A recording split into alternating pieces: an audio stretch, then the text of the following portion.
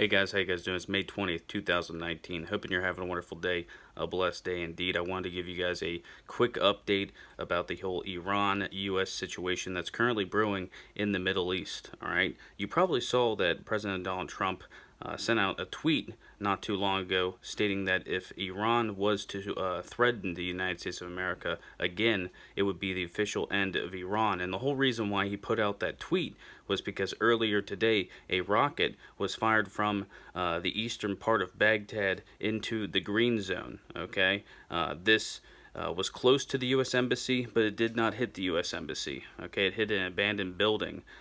But right after this occurred, we saw Bolton rushing to the White House for a secret meeting. Okay, and he was there for quite some time. We have state officials coming out and saying that they're taking that very seriously, and if it is found that it was Iranian-backed militias that fired, they would act accordingly. Okay. Now, I don't think that this really brings us closer to war, but this is a very serious thing we need to look at and stay vigilant, all right? Another thing that's been happening is a missile was fired from Houthi rebels, Iranian-backed Houthi rebels, into Jeddah in Saudi Arabia. Now, this was intercepted, and people are making a big deal about this, but this has happened before. The whole reason why it's getting more attention now is because of the tensions that are going on between the U.S. and Iran. All right. Over the weekend, it's been pretty hot and cold. Okay. 1 minute you think, oh man, a hot war is about to start. We're just waiting for the order to be given. All right. And then you hear President Donald Trump stating he doesn't want war. Then you hear the State Department stating they don't want war, and officials in Iran stating they don't want war. But officials in Iran and the IRGC, they're two different beasts, all right? Because the IRGC, their generals are still threatening the United States of America, stating that the U.S. is afraid of a war with Iran, okay? This is a situation we need to continue to watch, especially if the U.S. comes out and states that it was, in fact, Iranian-backed militias that fired that rocket towards the Green Zone, towards the U.S. Embassy.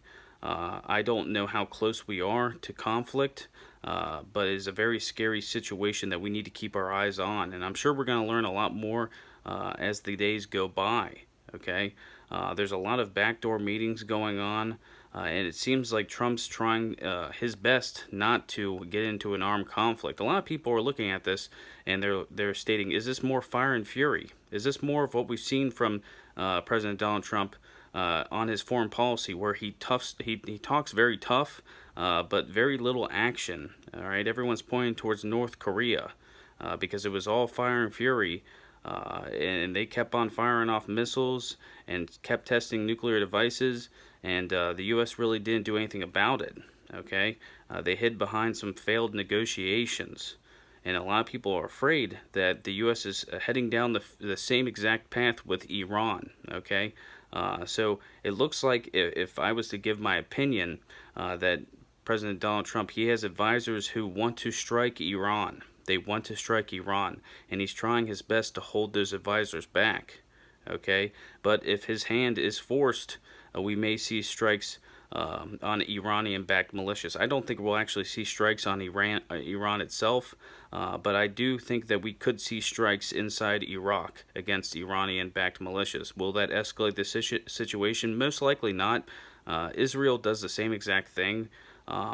My biggest fear right now is miscalculation. This is something we have to continue to watch, and like I said, we'll learn a little bit more tomorrow and the days to come. All right, and I'll let you guys know more information as it comes out. All right, grab a beer, say a few prayers, and as always, keep your eyes to the skies.